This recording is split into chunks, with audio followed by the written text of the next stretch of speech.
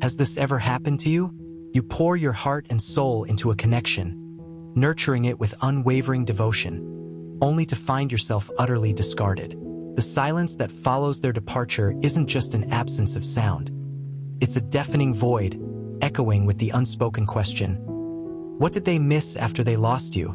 This isn't merely about a breakup.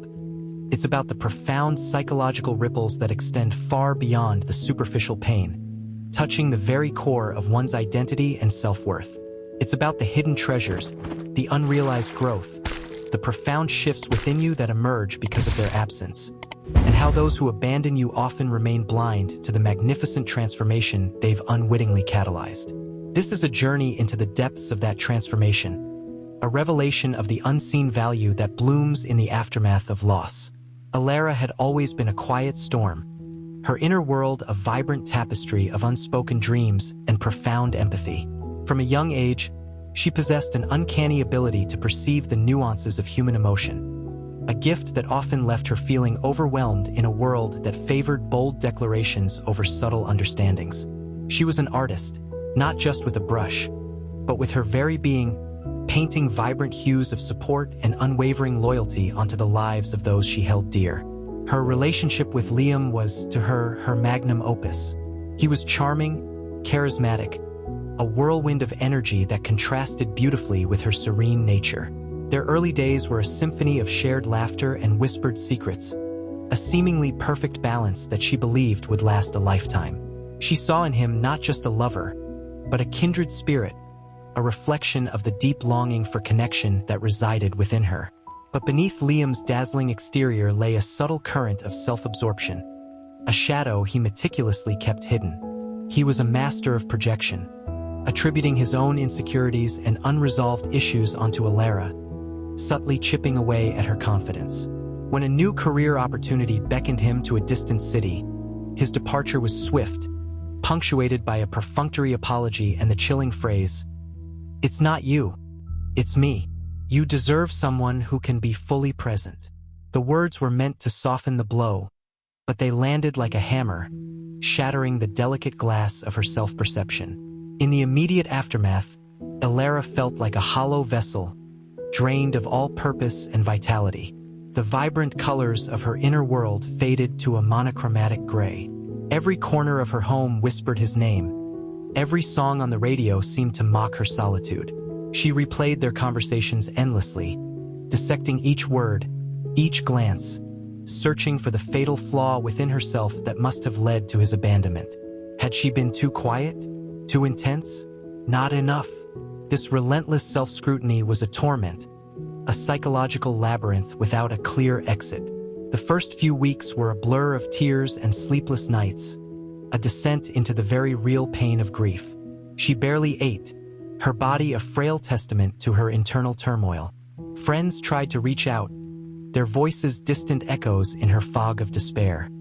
"He wasn't good enough for you," they'd say, or "You're better off without him." But their words, though well-intentioned, felt hollow.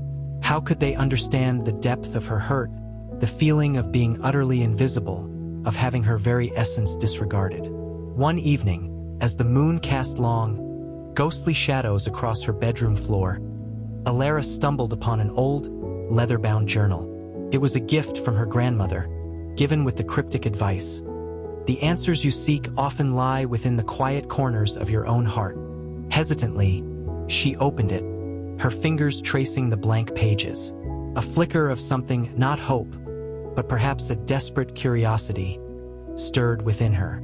She began to write, at first, a torrent of raw, unfiltered emotion. Anguish, rage, confusion, all poured onto the pages in a chaotic jumble.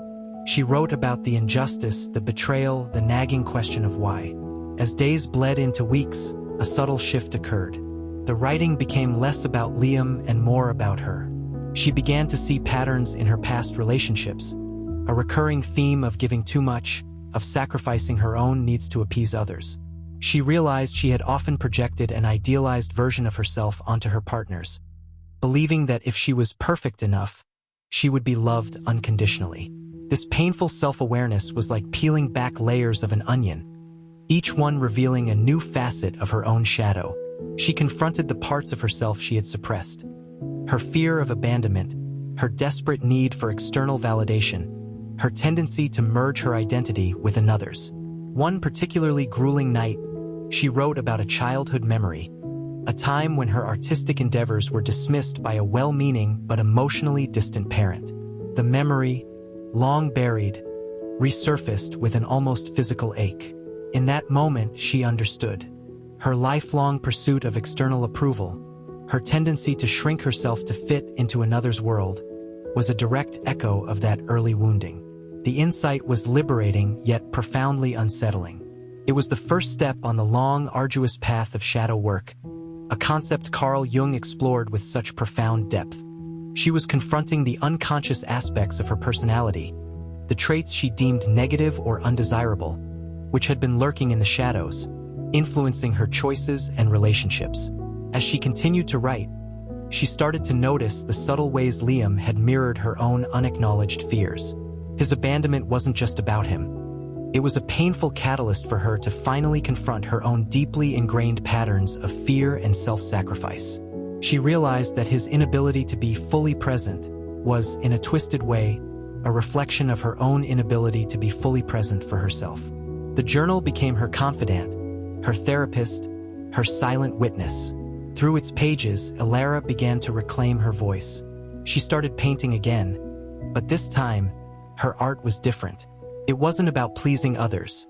It was about expressing the raw, untamed landscape of her inner world. Her brushstrokes were bolder, her colors more vibrant, reflecting a burgeoning sense of authenticity. She joined a pottery class, something she had always wanted to do but had put off, fearing she wouldn't be good enough. The tactile sensation of clay molding in her hands was deeply therapeutic, a tangible representation of her own slow, deliberate reshaping. She even started taking long walks in the nearby forest, finding solace in the silent majesty of the ancient trees. During these walks, she would practice mindfulness, focusing on the rhythm of her breath, the rustle of leaves underfoot, grounding herself in the present moment.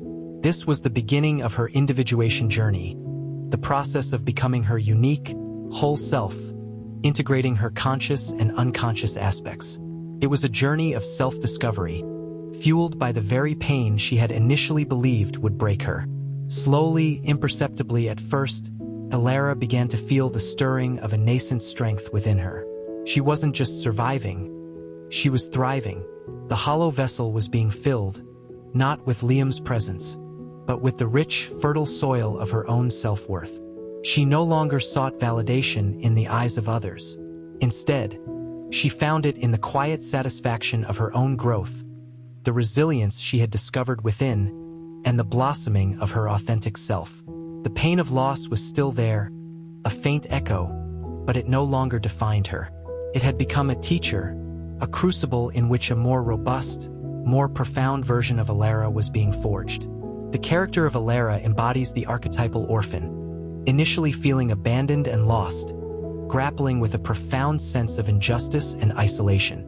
This archetype, in its initial manifestation, often struggles with a deep-seated fear of being alone and can unknowingly perpetuate cycles of emotional dependency. However, through the crucible of loss, Alara begins her powerful journey towards the sage archetype, shifting from victimhood to profound self-knowledge and inner wisdom. Her descent into the shadow, through journaling and introspection, is a classic example of confronting the unconscious aspects of her personality, as illuminated by Carl Jung. The theme here is the profound alchemy of suffering, demonstrating that what initially appears as a devastating loss can be the catalyst for extraordinary personal growth and the unveiling of one's true, authentic self. You see, the pain you endure, the void they leave behind, isn't empty. It's an invitation. It's an opportunity to excavate the hidden depths of your own being, to unearth the resilience, creativity, and wisdom that lay dormant beneath layers of societal conditioning and relational expectations. When someone walks away, they don't just lose you. They lose the you that was evolving, the you that was shedding old skin, the you that was becoming incandescently authentic. Embrace the discomfort. Lean into the introspection, for within that very discomfort lies the fertile ground for your unparalleled blossoming. What forgotten dreams? What suppressed talents? What unacknowledged strengths lie waiting within your shadow? Imagine this.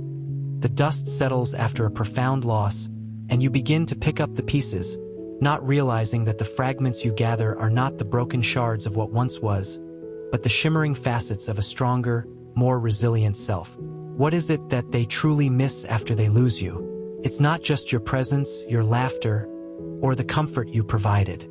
It's the profound, often invisible, internal transformations you undergo.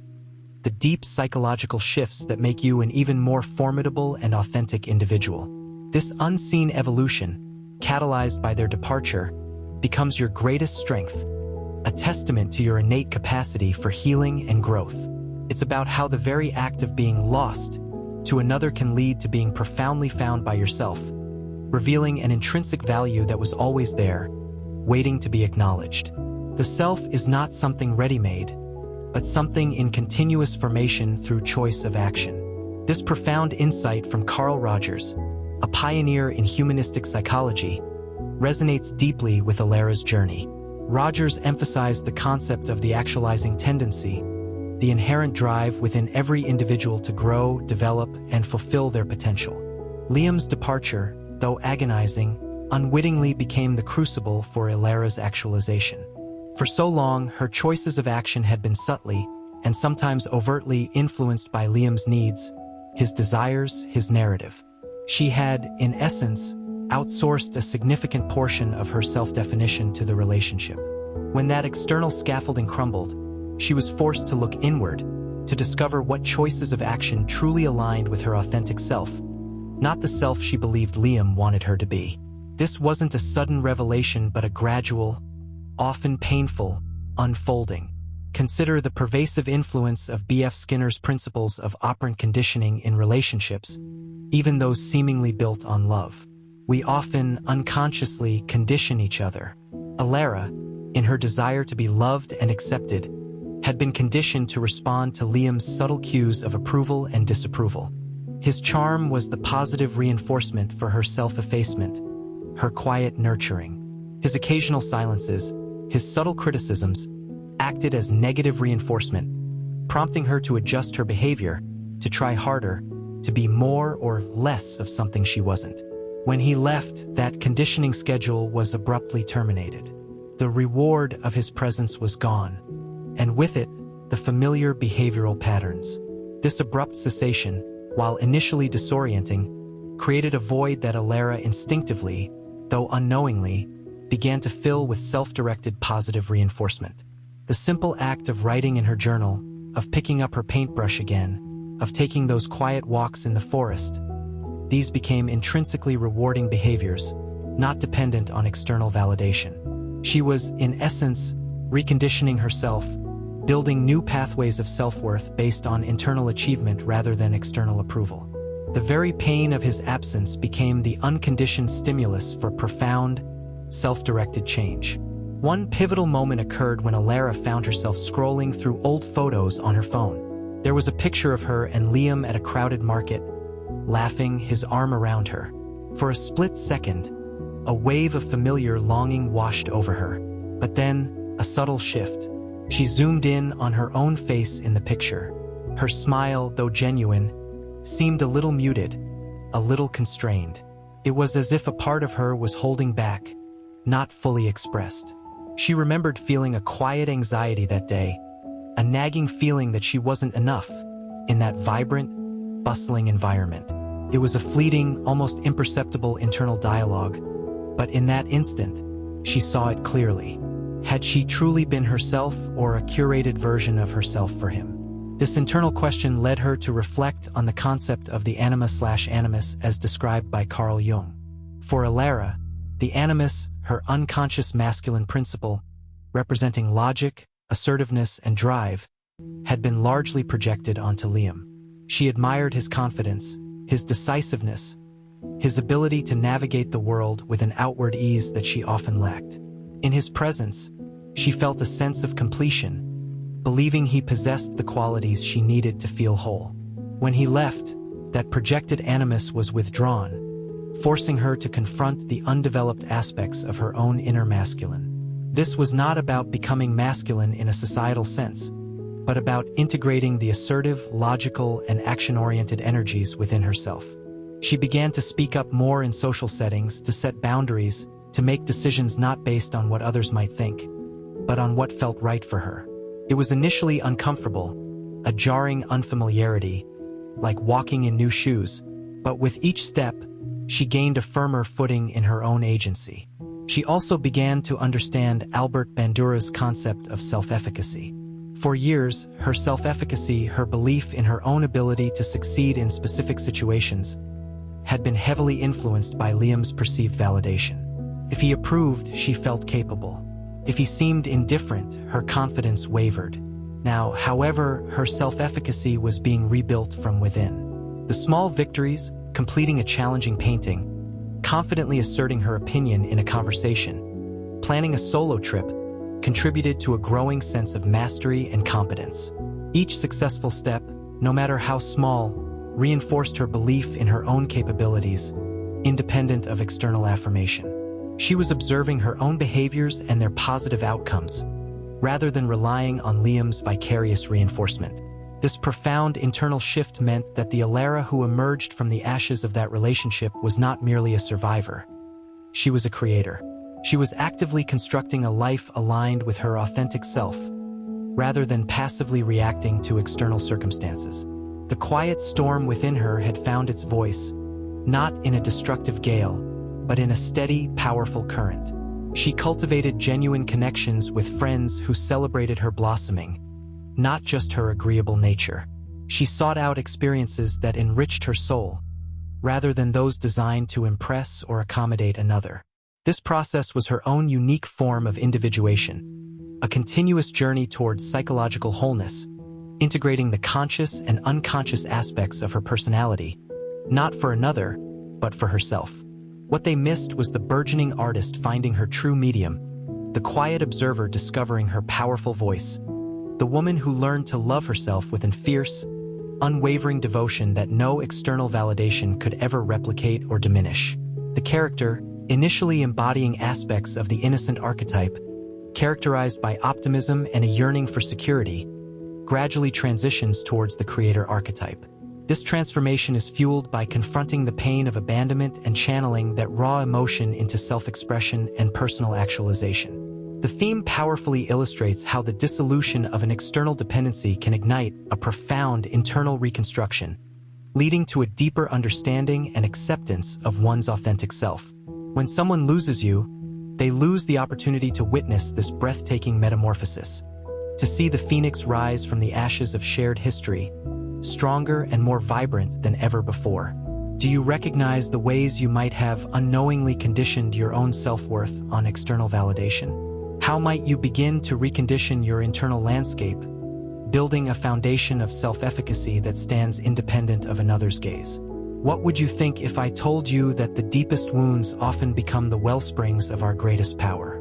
That the shattering experience of being lost to another is, paradoxically, the very forge where true inner peace and unshakable self-worth are hammered into existence. What they truly miss in their absence is not just your evolving self, but the quiet revolution taking place within you, the dismantling of old illusions, the embracing of radical self-acceptance, and the profound liberation from the chains of external validation. This final chapter is about the ultimate triumph, the cultivation of a resilient spirit that finds its anchor not in the fleeting approval of others, but in the boundless depths of its own authentic being. Consider the timeless wisdom embedded in Stoicism, a philosophy embraced by figures like Marcus Aurelius and Seneca. At its core, Stoicism teaches us to differentiate between what is within our control and what is not. The pain of being lost, the sting of abandonment, these are often beyond our direct control. What is within our control, however, is our response to these events, our perception, and our internal dialogue.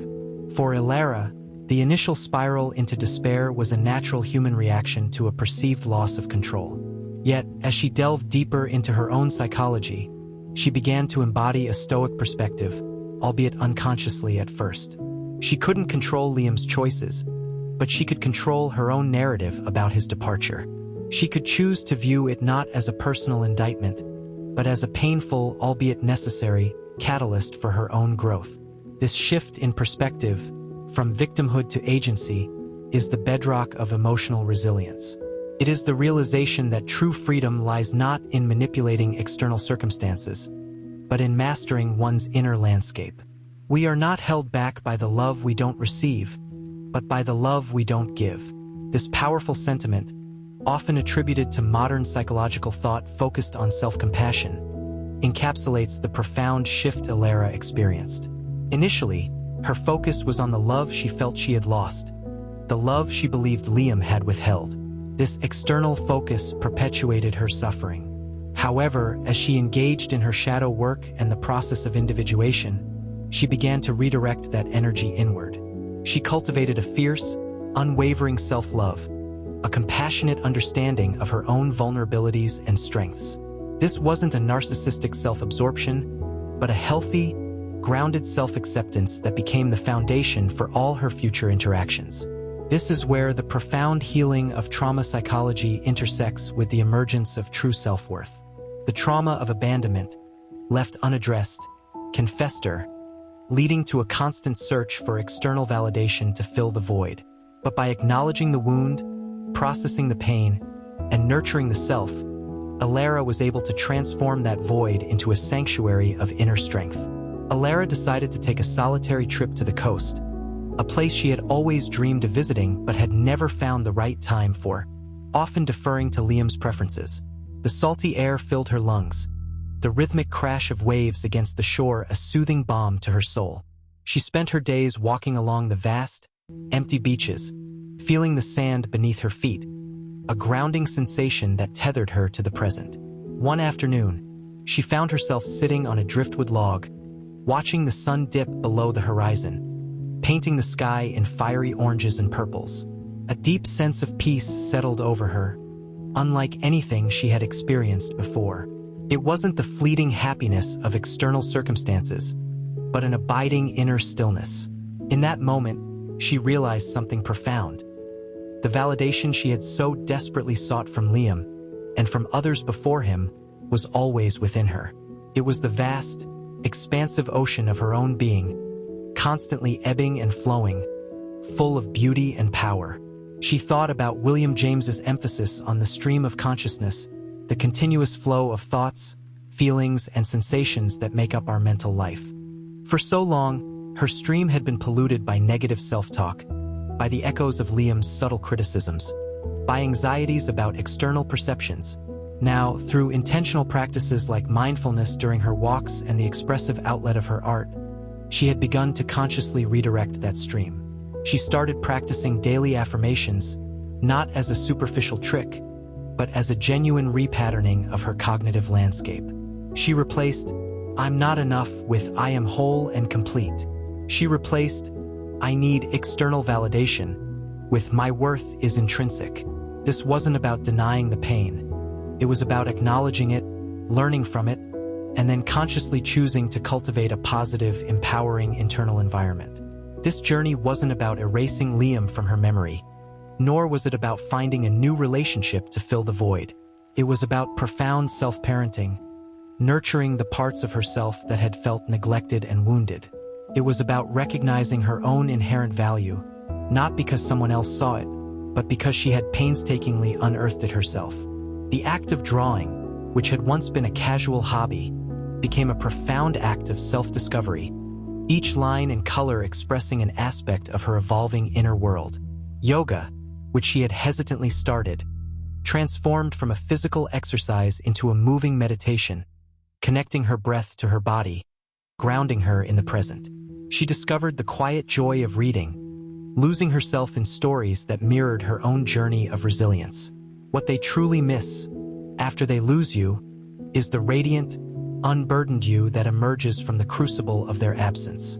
They miss the depth of character you cultivate, the wisdom you gain, the unwavering self-respect you build brick by painstaking brick. They miss the person who, through profound introspection and unwavering self-compassion, has become their own North Star, guided by an inner compass that points unyieldingly towards authenticity and wholeness. The climax of this journey isn't about grand external achievements. It's about a quiet, profound internal rebirth, a letting go of the desperate need for external validation, replaced by a peaceful, indomitable inner stillness. The character, having navigated the archetypal journey from orphan to creator, now embodies the essence of the magician archetype, one who understands and harnesses the forces of the universe. In this case, her own inner psychological landscape, to manifest her reality. The ultimate theme is the triumph of radical self-love and the profound power of inner transformation in the face of perceived loss. The pain you have endured, the moments of despair, these are not wasted. They are the fertile ground from which your most authentic, most powerful self will emerge. Let go of the need for them to recognize your worth, for your worth is not dependent on their perception. Instead, turn your gaze inward. Embrace the stillness, the quiet strength that has been forged in the fire of adversity. Your journey is a testament to the fact that even in abandonment, there is a profound opportunity for liberation. Your transformation is your victory. It's time to claim it. If you find this story resonates with you, or if you see yourself in Alara's journey, please leave a like, subscribe, and comment to help our channel feel from you. And if you know someone who needs to hear this message, please send them this video as a necessary share. Thanks for watching. The end.